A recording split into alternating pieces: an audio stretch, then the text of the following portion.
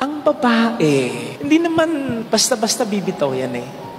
Aminin natin, ibang magtiis ang mga babae kesa sa atin. Iba yung tolerance nila sa pain. Kaya nga sila yung nanganganak eh. At ang babae, hindi basta-basta mag-give up yan. Kung hindi matindi ang dahilan. Again, ang babae, lalong-lalo na yung matinong babae, matinong asawa, matinong ina, hindi basta-basta mag-give up yan.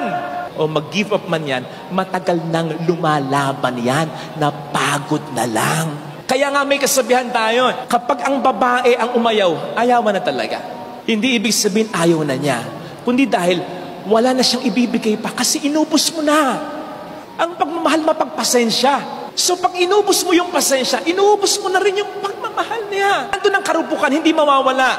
Hindi magiging perfect.